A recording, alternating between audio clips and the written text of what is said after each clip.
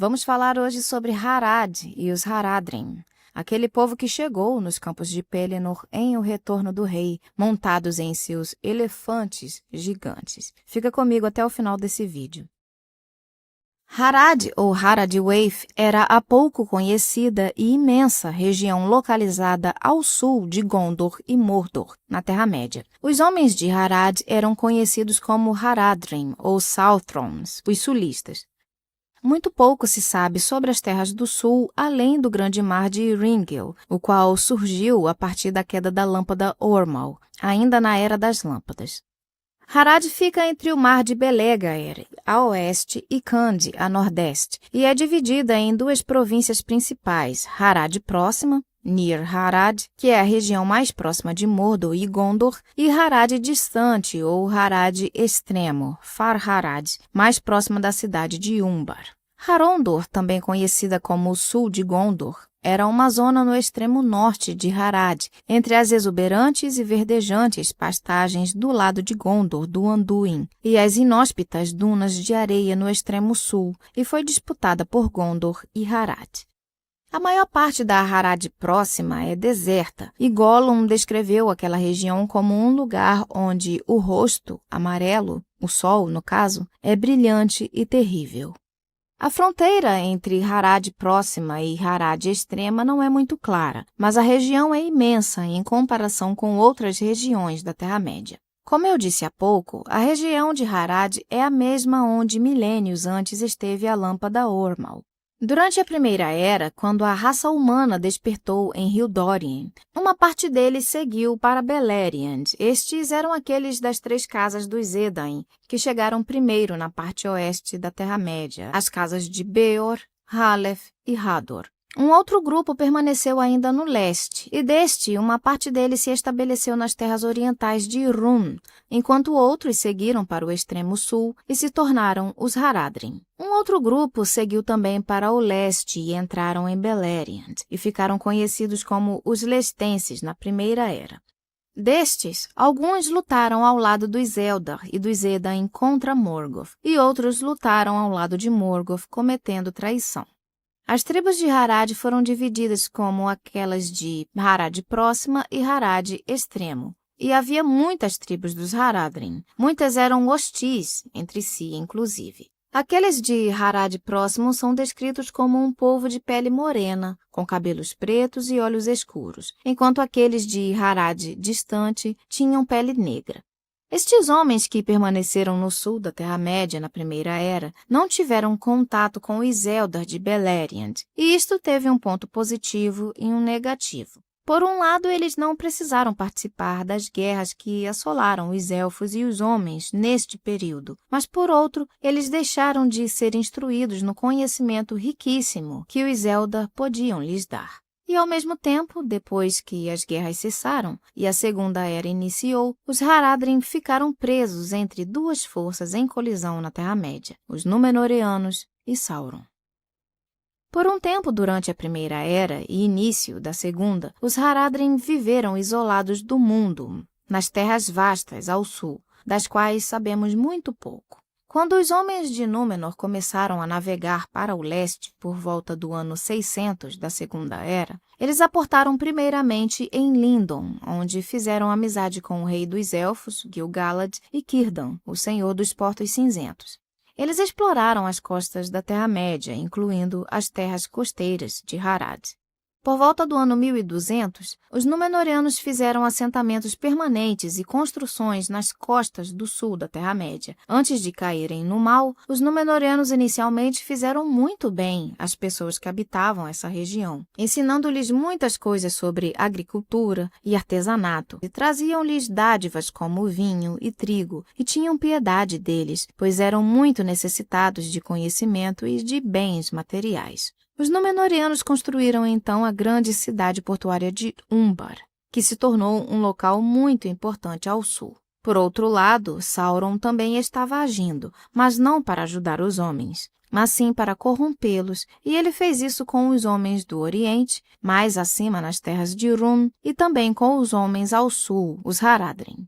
Por volta do ano 1600 da Segunda Era, os Valar enviaram os Magos Azuis para a Terra-média, e é dito que eles seguiram para as terras mais longínquas ao leste e ao sul.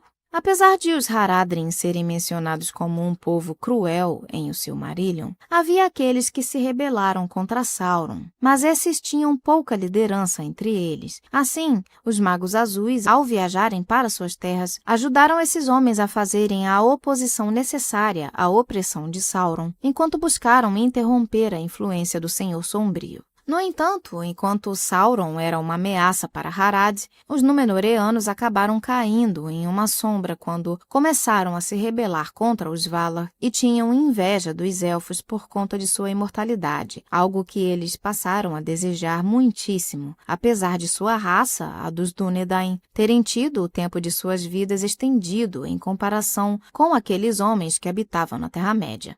A partir do reinado de Tar-Kiriatan, o 12º rei de Númenor, os Númenóreanos começaram a se estabelecer como senhores na Terra-média e sobre os Haradrim. E ao invés de continuarem ajudando esse povo, eles passaram a oprimi-lo ao exigirem tributos de bens e riquezas, e já não os ajudavam mais como antes. Os Númenóreanos expandiram seu controle sobre Harad e Sauron, a princípio, não ousou desafiá-los. Mas após a forja dos Anéis de Poder e o surgimento dos Nazgûl, Sauron começou a atacar os assentamentos de Númenor na costa e passou a governar como uma espécie de rei e deus sobre muitos homens do leste e do sul. Sob o governo de Sauron, esses homens construíram muitas cidades e muros de pedra e se tornaram guerreiros ferozes, cruéis e armados com ferro. Então, este era o panorama da situação dos Haradrim em meados da Segunda Era. De um lado, eles eram oprimidos pelos Númenóreanos. Do outro, Sauron já havia corrompido muitos deles e os colocado a seu serviço. E no meio disso estavam aqueles que faziam oposição a Sauron e eram auxiliados pelos Magos Azuis. Após Sauron ter se declarado rei dos homens na Terra-média, o último rei de Númenor, Ar-Pharazôn, se enraiveceu ao ouvir essas notícias e, por fim, decidiu vir contra Sauron, e ele e seu exército desembarcaram em Umbar em 3261. Eles marcharam por Harad para enfrentar as forças de Sauron, mas os servos do Senhor Sombrio fugiram diante do poderio da frota dos Númenóreanos, e Sauron, sabendo que não podia bater de frente com Númenor, se permitiu ser levado cativo para a ilha propositalmente, para ali poder terminar de corromper os Dúnedain e destruir aquele reino de dentro para fora. Isso poderia parecer algo positivo para os Haradrim, certo? Afinal de contas, um de seus opressores estaria fora de suas terras agora. Mas, na verdade, isso só piorou a situação dos Haradrim, pois, sob a influência de Sauron, os Númenóreanos tornaram-se ainda mais cruéis com os habitantes de Harad, escravizando-os e até usando-os para sacrifícios a Morgoth, que passaram a ser feitos na ilha de Númenor pelo próprio Sauron. Durante a estada dele em Númenor, muitos dos Númenóreanos que navegaram para o leste e construíram fortalezas e habitações nas costas das terras do sul, na Terra-média, se submeteram à sua vontade. Como sabemos, a influência de Sauron levou os Númenóreanos a cometerem o último ato de rebelião que levou à queda da ilha em 3319. Mas enquanto um remanescente de Númenóreanos fiéis escapou para a Terra-média, antes deste acontecimento, e fundaram os reinos de Arnor e Gondor, os Númenóreanos que viviam em Harad também sobreviveram. E estes, mais tarde, foram chamados de Númenóreanos Negros em Gondor, porque eles continuaram servindo a Sauron na Terra-média.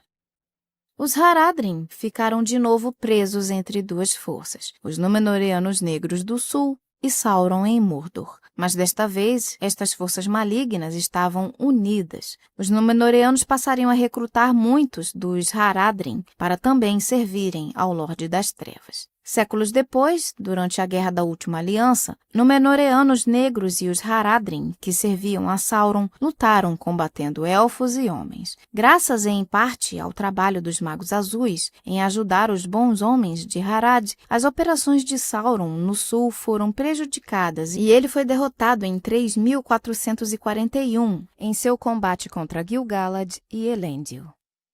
Após a derrota de Sauron, alguns entre os Haradrim que serviam ao Senhor Sombrio se afastaram de seu mal e até se tornaram súditos de Gondor. Outros, porém, não se sujeitariam tão facilmente. Mas ainda assim, por quase 1000 anos, não houve conflito entre eles. Os Númenóreanos negros diminuíram em número e se fundiram com os demais homens da Terra-média. E aqui aparece um conto interessante sobre como uma deles se tornou rainha de Gondor, a rainha Berúthiel, uma história um tanto misteriosa que podemos falar posteriormente.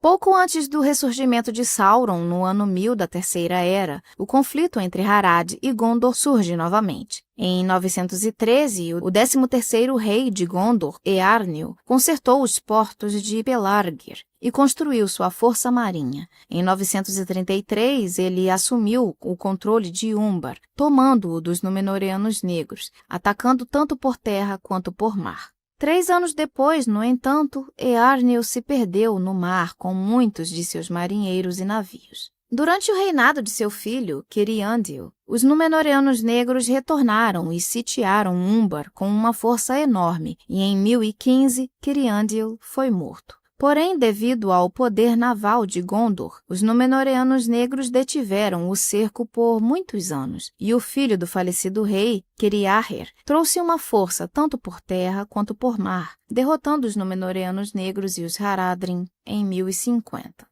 Ciriarher então estendeu seu domínio de Gondor descendo até o rio Harnen e ao porto de Umbar. Muitos reis dos Haradrim o reconheceram como seu suzerano, e seus filhos viveram como reféns na corte do rei. A partir de 1448 até a época de Aragorn, já na Terceira Era, muitos conflitos surgiram, no entanto, entre Gondor e os corsários de Umbar, um grupo de piratas aos quais os Haradrim se aliaram por vezes, ainda que não todos. Na época da Guerra do Anel, uma parte dos Haradrim se aliou a Sauron, mas outra parte, por influência dos Magos Azuis, não se aliou, e é dito que se não fosse pelos Magos Azuis, o número dos Haradrim e dos Lestenses teriam superado as forças de Gondor e Rohan. No entanto, nós não sabemos em detalhes o que os bons Haradrim fizeram durante a Guerra do Anel. Acredito que podemos supor que eles resistiram de alguma forma que não nos foi relatada. Mas quanto àqueles que se aliaram a Sauron, nós sabemos quais foram suas ações, e vamos vê-las agora. Os sulistas, conforme eram chamados, são aqueles que atacaram Osgiliath em 20 de junho de 3018. Esse ataque foi apenas para testar a resistência de Gondor, mas também para distrair os adversários enquanto os Nazgûl saíam disfarçados de cavaleiros negros para buscarem pelo um anel no condado. Nos meses seguintes, mais homens dos Haradrim continuaram a marchar para se unirem a Sauron. É em uma destas marchas que Frodo e Sam viram Faramir e seus homens fazerem uma emboscada para eles, enquanto seguiam para atender o chamado de Mordor em seus Mumakil, os elefantes gigantes. Esses animais impressionantes eram uma força de guerra bem destrutiva, e eles vinham das selvas de Harad distante, no extremo sul da Terra-média, e fora dos mapas de Gondor. Os hobbits os chamaram de Olifantes. Nesta passagem do ataque de Faramir aos sulistas, é dito que o Mumakil ficou furioso e, rompendo a torre de guerra em suas costas, saiu pisoteando os homens, tanto de Gondor quanto de Harad. E Sam e Frodo testemunharam isso, com um dos Haradrim caindo perto deles, inclusive, ao que Sam parou para refletir sobre este conflito de homens contra homens. Quais motivos ou ameaças poderiam ter levado aquele que estava caído morto em sua frente a sair de sua terra para lutar por um senhor sombrio? Ele entendeu que a situação de Harad era mais complicada, que provavelmente estes não estavam simplesmente servindo a Sauron voluntariamente, mas provavelmente mentiras e ameaças também os motivavam a lutar por ele. Durante o cerco de Minas Tirith, os Haradrim se juntaram ao exército do Rei Bruxo nos campos de Pelennor. E pasmem, o número dos Haradrim era algo em torno de 18.000, acompanhados de vários de seus animais de guerra. Essa cena no livro é um pouco diferente de como vemos no filme. Neste último, a chegada dos Haradrim e os eventos em decorrência disso parecem acontecer todos no mesmo dia, mas no livro os acontecimentos são um pouco mais espaçados. Mas a propósito, a cena da chegada deles na batalha é uma das minhas favoritas do último filme. A tensão e a surpresa passando pela face do rei Théoden e dos Rohirrim, para mim foi sensacional de assistir na primeira vez e eu gosto dessa cena até hoje.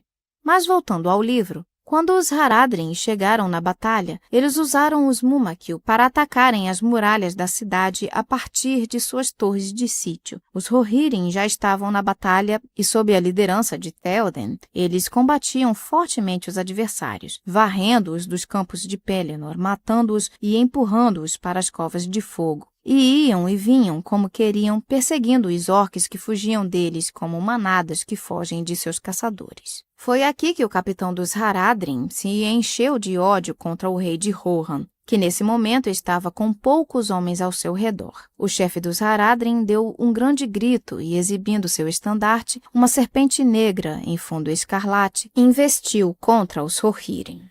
Então Théoden se deu conta dele e não quis esperar por seu ataque e deu um comando para seu cavalo, Snowmana, e assim avançou contra os Haradrim e grande foi o choque entre eles. Porém, a fúria dos Rohirrim era mais impetuosa e eles abriram caminho entre os sulistas, e Théoden abateu o líder dos Haradrim com sua lança, e assim a serpente negra foi a pique, e os sulistas deram a volta e fugiram para bem longe. Após a morte de Théoden pelo rei bruxo e do rei bruxo pelas mãos de Éowyn, que ficou caída no campo de batalha, Éomer assumiu a liderança dos Rohirrim, que com grande fúria havia derrotado à frente dos inimigos e com seus cavaleiros atravessou as fileiras dos sulistas. Porém, aonde iam os Mumakil, os cavalos não se arriscavam e se desviavam para longe. Os Mumakil permaneciam postados como torres de defesa, e os Haradrim se reagrupavam em volta deles. Os Haradrim aguardavam o comando do novo capitão, Gothmog, o lugar-tenente de Mordor, agora que o rei bruxo estava morto.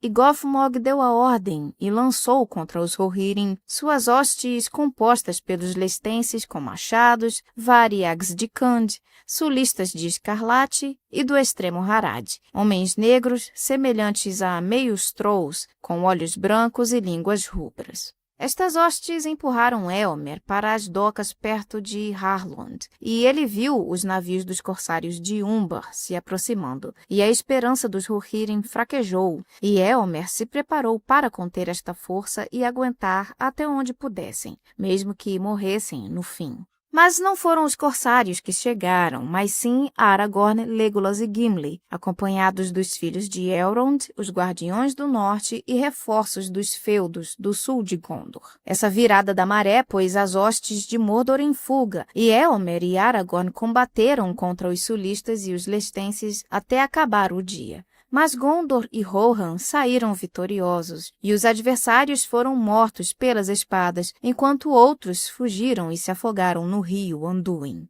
Poucos chegaram ao leste, em Morgul ou Mordor, e à terra dos Haradrim só chegou um relato de muito longe, um rumor da ira e do terror de Gondor. Quando a batalha final foi travada diante do Portão Negro de Mordor 10 dias depois, após a destruição do Um Anel e, consequentemente, de Sauron e dos Nazgûl na erupção do vulcão, os orques ficaram completamente desorientados. Eles fugiram desesperadamente, com alguns caindo em poços abertos no chão, outros se matando e muitos fugindo para terras desconhecidas. Entre os homens, muitos lestenses e sulistas se renderam ou fugiram, outros lutaram até a morte. Mas, finalmente, após a destruição de Sauron, desta vez de forma definitiva, as terras de Rhûn e Harad foram libertas de sua influência maligna. É claro que o mal não foi de todo erradicado logo de cara, porém, os sulistas foram mais facilmente libertos do que os lestenses de Rhûn. Após Aragorn assumir o trono, Gondor e Harad passaram a viver em paz, e Aragorn assumiu o controle da cidade de Umbar.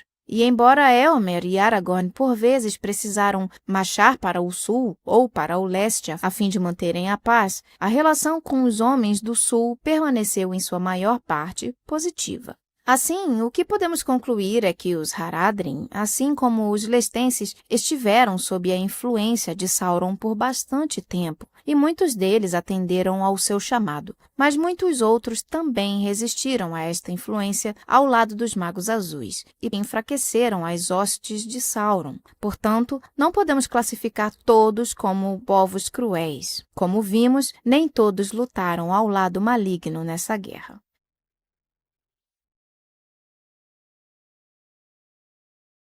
Assim como os Haradrim, os Lestenses eram inimigos ferozes e cruéis de Gondor, o reino dos Dúnedain, na Terra-média. Muitos chegaram a servir aos senhores sombrios, Morgoth e Sauron, e desses, um deles até se tornou o segundo no comando dentre os 9 dos Nazgûl, Camul, o Lestense. Mas como Morgoth e Sauron atraíram os Lestenses para o seu serviço? E será que eles eram todos maus, realmente, ou serviam ao mal sob coação? Para respondermos essas perguntas, precisamos voltar ao início da raça dos homens e seu surgimento em Hildórien. Os homens despertaram no extremo leste da Terra-média após aproximadamente 4.000 anos do despertar dos Elfos. Eles acordaram em Hildórien na mesma época do surgimento do Sol.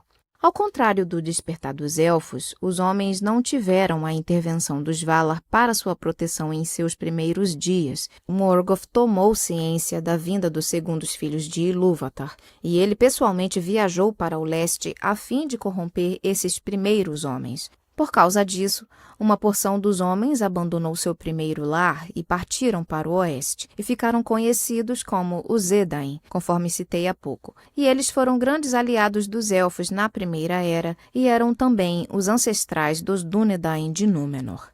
Dos homens que permaneceram no leste, uma parte seguiu posteriormente para o oeste e adentraram as terras de Beleriand, atraídos pelos rumores das riquezas daquelas terras e secretamente eram aliados de Morgoth. Lá eles já foram chamados de Lestenses. Enquanto isso, uma outra parte dos homens permaneceu na Terra-média. Os Lestenses que seguiram para Beleriand eram liderados por 2 senhores, Bor e Ulfang, como se conta no Silmarillion. Ao conhecerem Maedhros, que nesta época morava no leste de Beleriand, ele deu aos Lestenses terras ao norte e ao sul para morarem. Maedhros sentia que a chegada desses homens poderia ser de grande ajuda em suas batalhas contra Morgoth. Porém, quando se tratou dos Lestenses do clã de Ulfang, essa ajuda não veio na hora da necessidade e, infelizmente, esse acolhimento inicial de Maedhros foi retribuído com uma traição. Disse que o povo de Bor era um povo digno e lavrador da terra, provavelmente significando que eles foram os primeiros agricultores da Terra-média. Na época da Batalha das Lágrimas Inumeráveis, a maior e a mais desastrosa das batalhas de Beleriand, os homens de Bor e Ulfang se juntaram à união de Maedhros em um esforço coletivo que uniu elfos, homens e anões para enfrentarem Morgoth. Esta guerra aconteceu no ano 472 da Primeira Era, e muitas tragédias ocorreram nela, mas o golpe fatal que fez com que ela fosse perdida de vez foi a traição por parte dos homens de Ulfang, que no decorrer da batalha revelaram de que lado haviam estado todo o tempo, o de Morgoth. A casa de Bor, no entanto, permaneceu fiel à sua aliança com seus amigos elfos e rejeitaram qualquer possível aliança prévia feita com Morgoth. Embora se acredite que o próprio Bor já estivesse morto no momento dessa batalha, seus 3 filhos lutaram contra os 3 filhos de Ulfang, matando-os antes que eles próprios fossem mortos. Isto já nos mostra que os Lestenses não são todos maus, e entre os elfos, Bor foi chamado de Bor o Fiel, o maior dos Lestenses dos dias antigos e líder de sua grande e leal casa.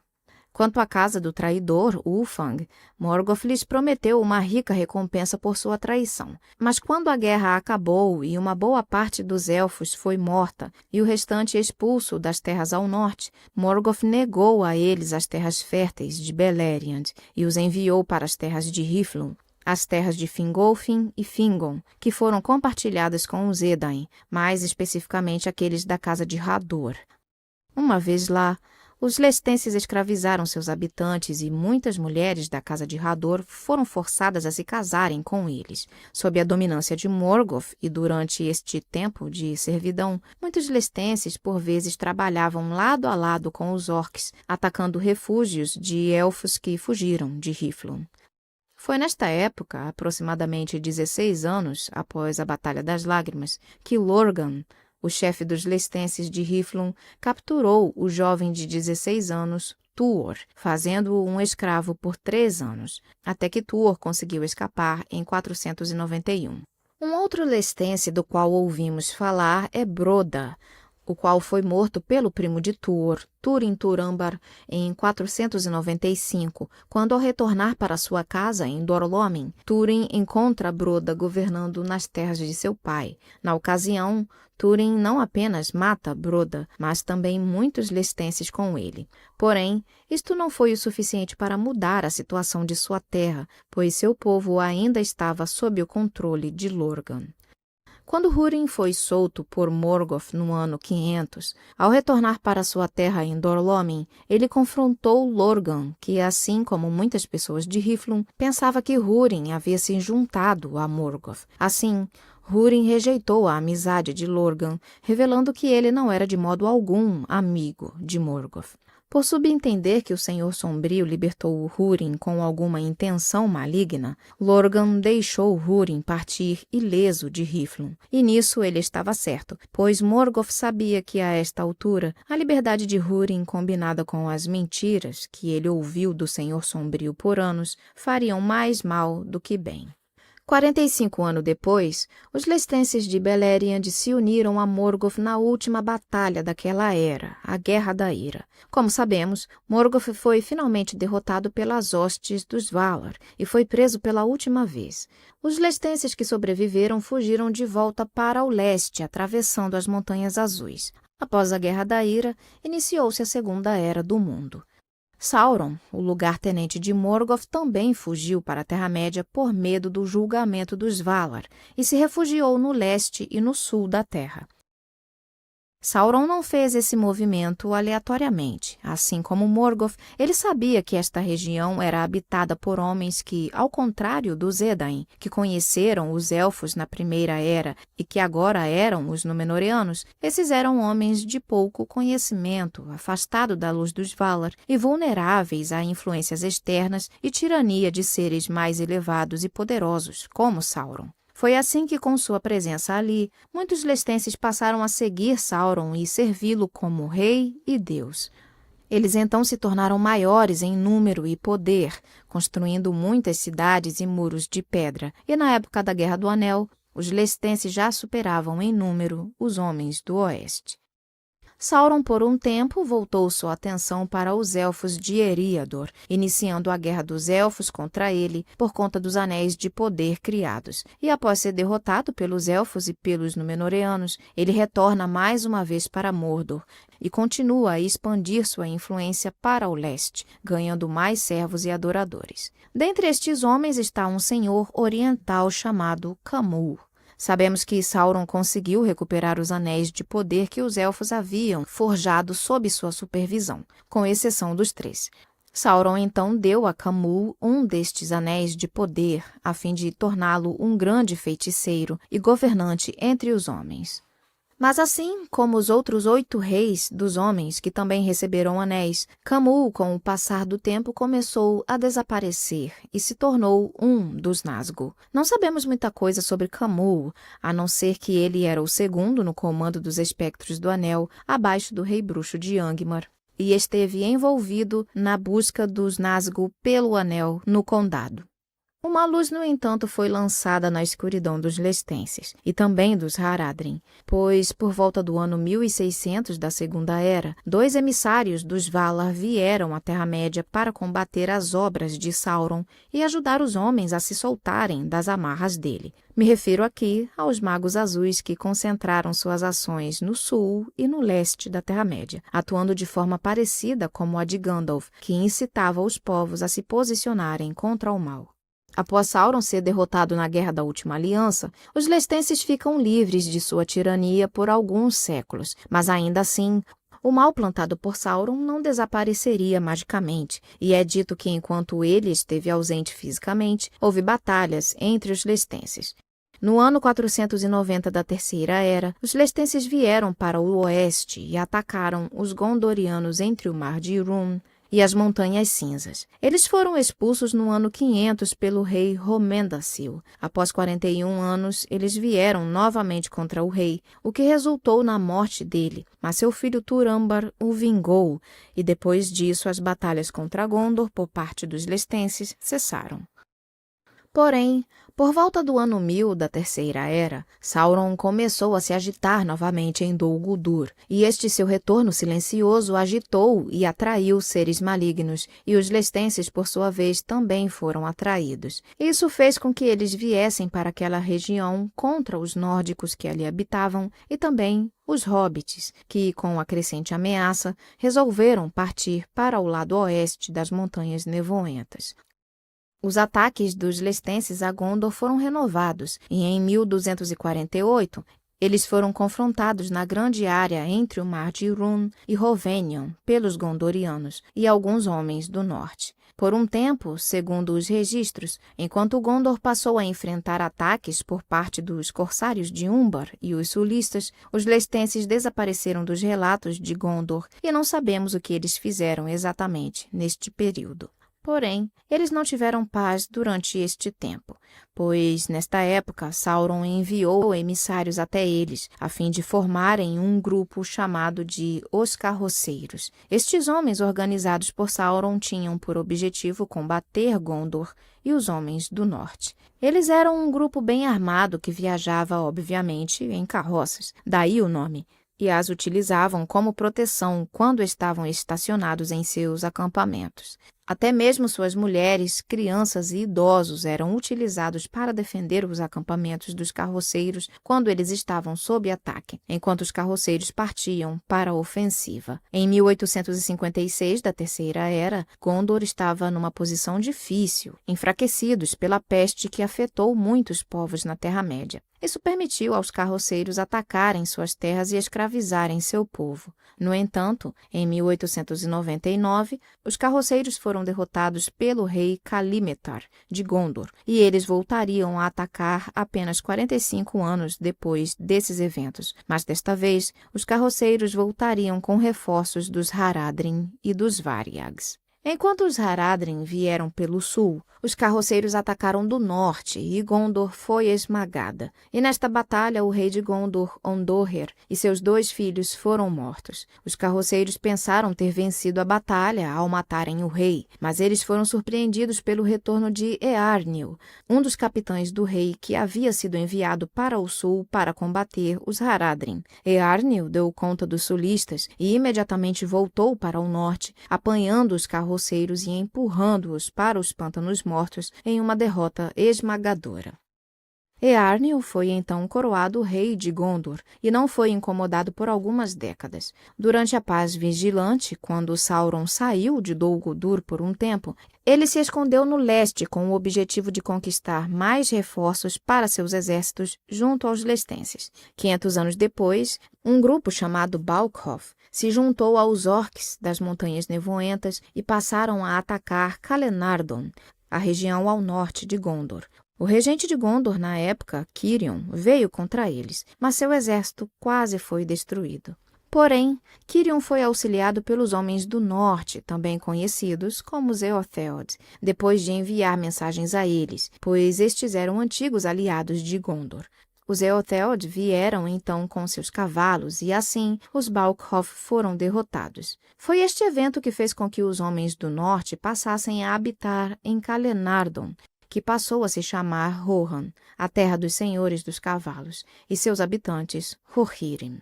Depois de pequenos ataques feitos a Rohan em 2545, nós não ouvimos falar mais sobre os lestenses até a última grande guerra da Terra-média, a Guerra do Anel. Nesta guerra, os lestenses uniram forças com os Haradrim e os Variags na Batalha dos Campos de Pelennor. Porém, uma parte deles também seguiu para o norte e atacou os reinos de Dale e o reino anão de Erebor. Este foi um movimento para prevenir que Gondor fosse auxiliada por mais homens ou anões.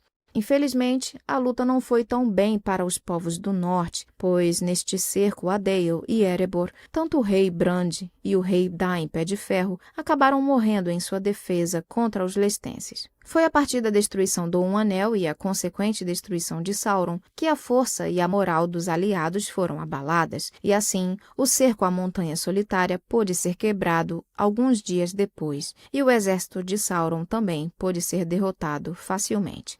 Após essa derrota, já na Quarta Era, é dito que o então rei Aragorn Elessar concedeu perdão aos lestenses sobreviventes que se renderam e os liberou para voltarem às suas terras no leste. Da mesma forma, ele perdoou e libertou aqueles que eram escravos em Mordor, e não apenas isso, mas também deu a eles as terras ao redor do lago Nurnen, para que pudessem ali habitar.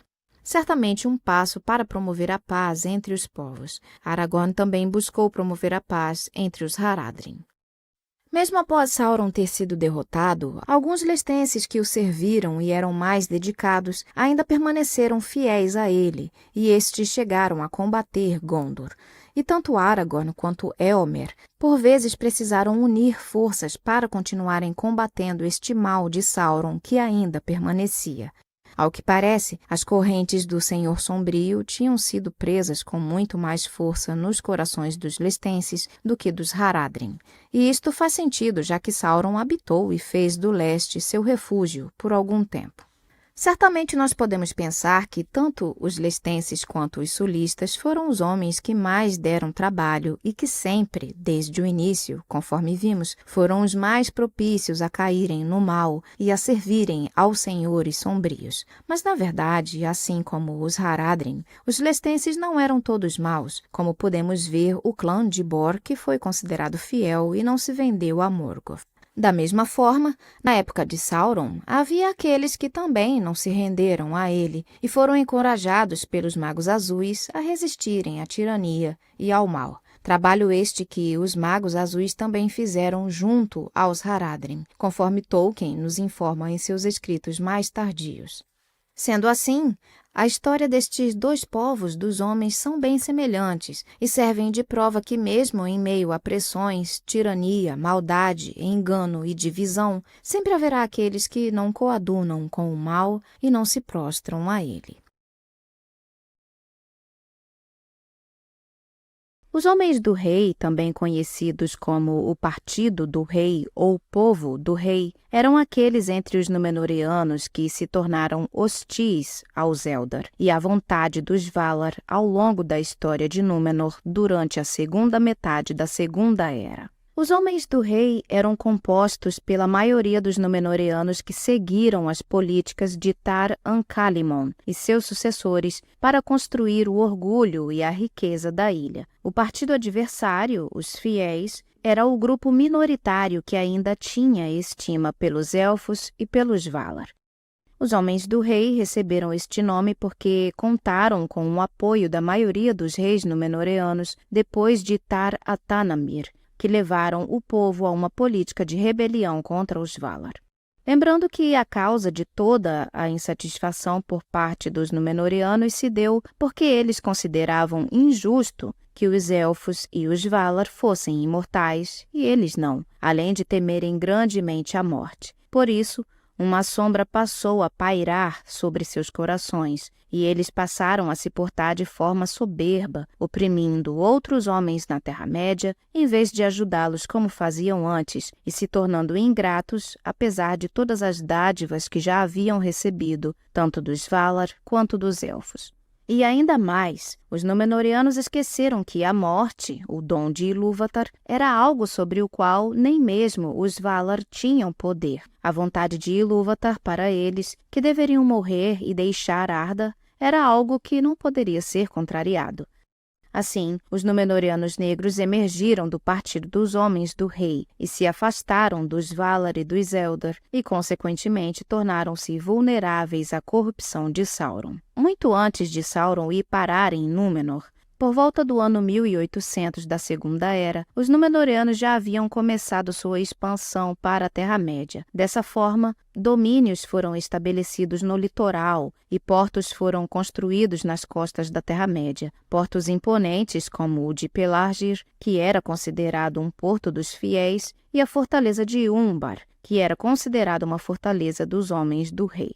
Em O Silmarillion é dito que mesmo antes de Sauron ir para Númenor, ele já havia estendido sua influência para os povos do sul, apesar de ter se retirado do litoral quando percebeu que não seria inteligente desafiar os senhores númenóreanos. Porém, ainda assim, Sauron, sendo muito astuto, conseguiu seduzir alguns númenóreanos. Entre aqueles que ele apanhou na armadilha dos 9 anéis, 3 eram grandes senhores da raça númenóreana. E quando surgiram os Uulairi, que eram os espectros do Anel, seus servos, e o poder de seu terror e domínio sobre os homens atingira enormes proporções, ele começou a atacar os locais fortificados dos Númenóreanos à beira-mar. Ou seja, 3 dos espectros do Anel eram poderosos senhores númenóreanos corrompidos por Sauron. E 1000 anos antes da queda de Númenor, eles já começaram a servi-lo, sendo escravizados à sua vontade, por terem desejado ainda mais poder e a imortalidade. E se tornaram para sempre invisíveis. Os Nazgûl eram eles, os espectros do Anel, os mais terríveis serviçais do inimigo. A escuridão os acompanhava e gritavam com as vozes da morte.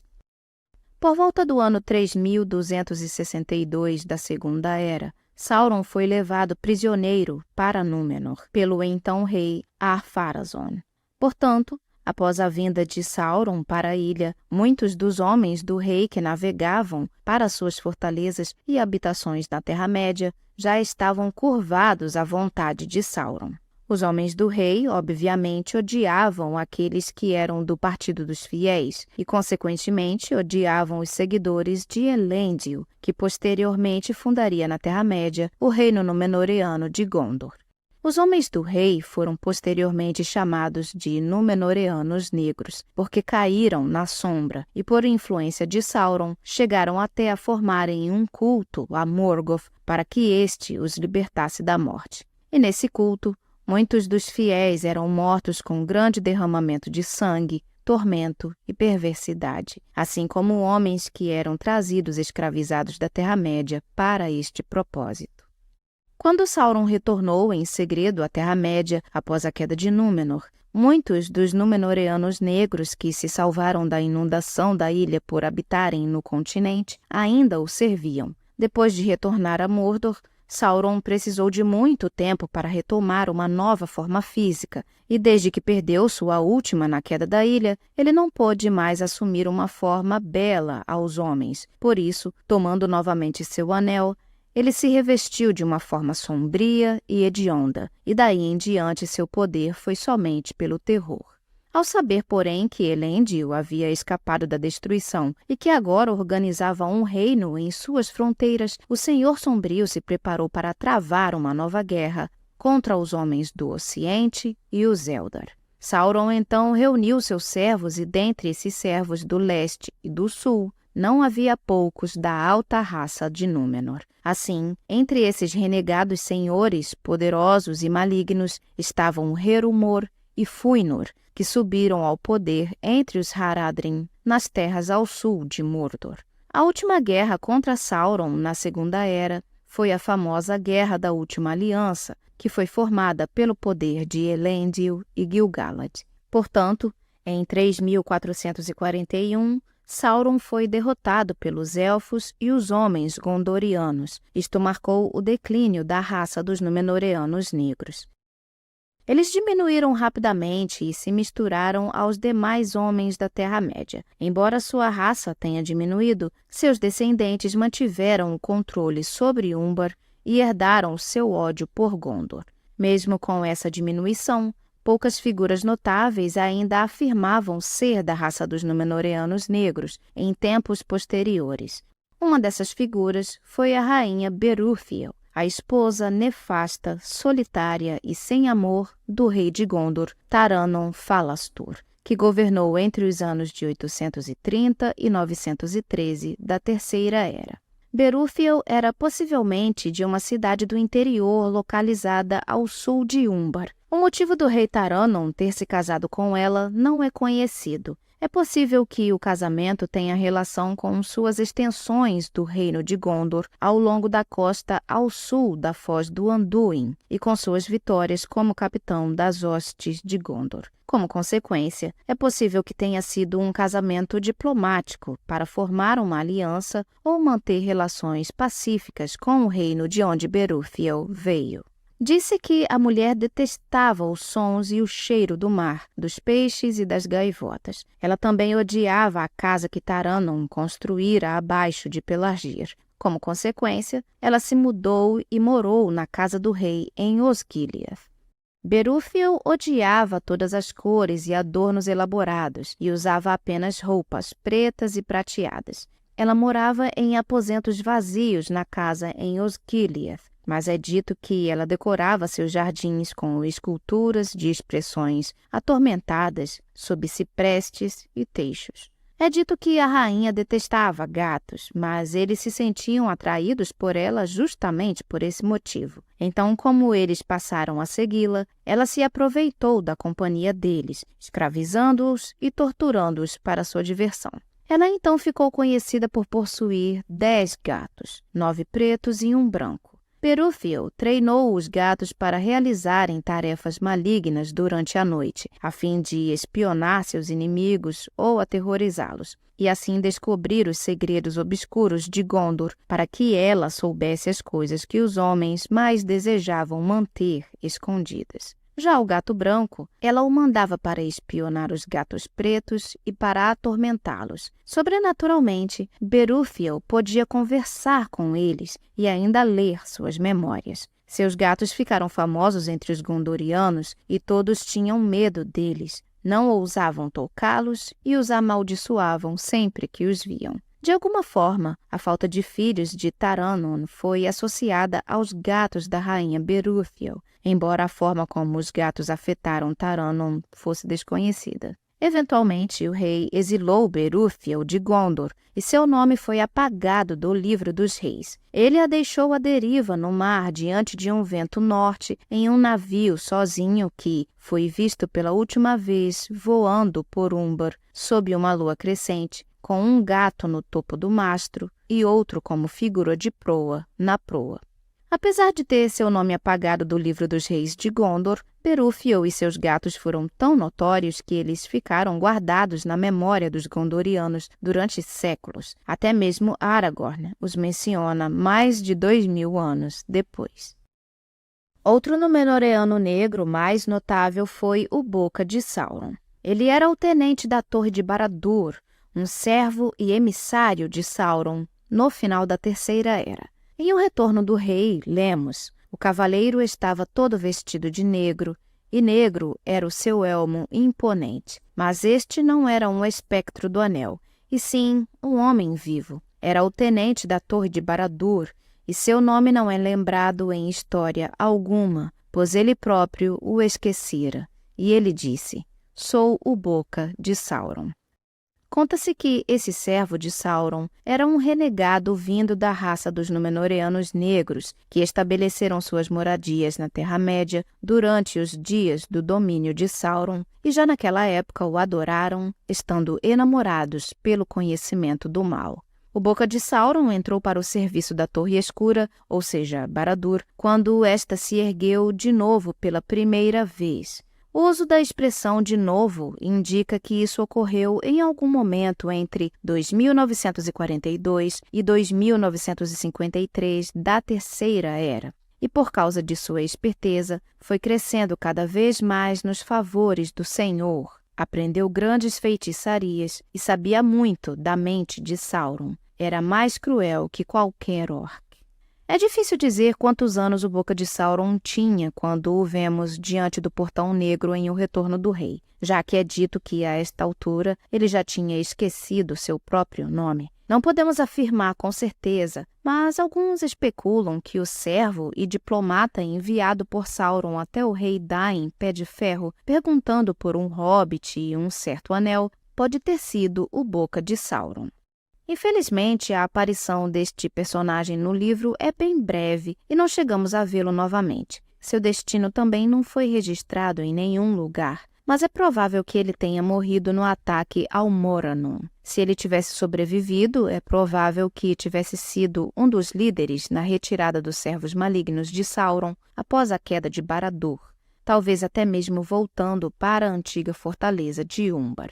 Após a queda de Sauron, nós não ouvimos mais falar sobre os Númenóreanos negros, então é possível que sua raça tenha declinado completamente e não foram mais capazes de corromper os homens de Harad, nem de atormentar o reino de Gondor.